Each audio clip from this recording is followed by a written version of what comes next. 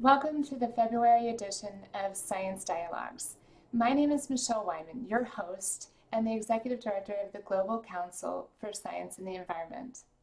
When I think of incredible scientists who have made significant contributions to climate research and broken barriers while making those contributions, the person that I think of immediately is Dr. Warren Washington.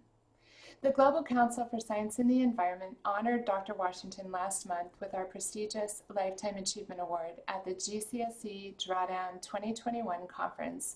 Warren Washington's groundbreaking climate modeling has fundamentally transformed our understanding of the global climate system. His work laid the foundation for the U.S. Global Change Research Program, US GCRP, which today facilitates coordination across all 13 federal agencies to maximize efficiencies in federal global change research. Warren Washington pioneered the field of climate modeling in the 1950s and 1960s, back when it took a computer more than a day to calculate just one day into the future. And as an African-American scientist who began his career at a time when many academic institutions were still segregated, he charted a path through his leadership, vision, support, and courage for many brown and black scientists to follow.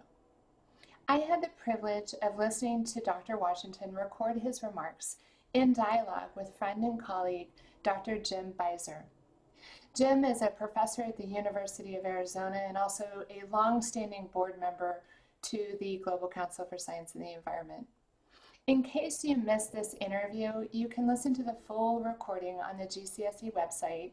Just go to the area on the website that captures the GCSE Lifetime Achievement Award ceremony for 2021. The following brief clip you'll hear now was excerpted from that interview. We as scientists have a responsibility to inform the public about possible harm in all kinds of areas, including in the science and the environment.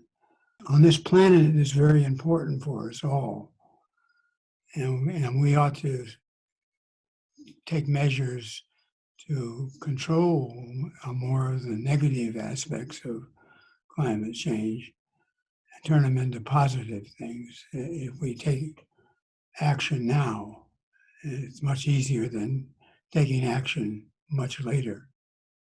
Dr. Washington raises the provocative question of the moral and ethical responsibility of scientists to warn the public of potential harm. Scientists are often the frontline witnesses to environmental change.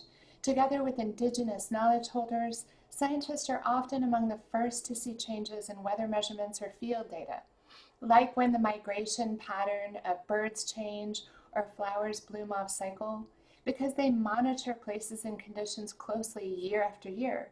This is fundamentally what they do. Modelers like Dr. Washington forecast these changes for years ahead. Warren Washington's colleague, oceanographer Joni Kleypas, also at the National Center for Atmospheric Research, NCAR, where Dr. Washington is now, famously wrestled with her role as a public informant on climate change. In the late 1990s, she described the precise moment when presenting at an academic conference. She realized that her data telling her that ocean acidification could destroy coral reefs as we knew them. She felt a strong sense of alarm, combined with a moral and ethical responsibility to raise awareness to the public and policymakers. It truly was a moment of, if not you, then who? Who will do this? That prompted her to brief Congress directly of the impending threat. So what do you all think?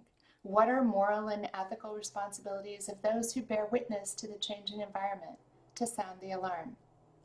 How to do that effectively so that policy changes are affected and they are informed rigorously by the most current data analysis and research. These questions are at the heart of what it takes to improve the scientific basis of environmental decision-making. That's the core of our work. It's the mission of our organization. I'd love to hear from you. Please reach out. We welcome your thoughts. Thank you.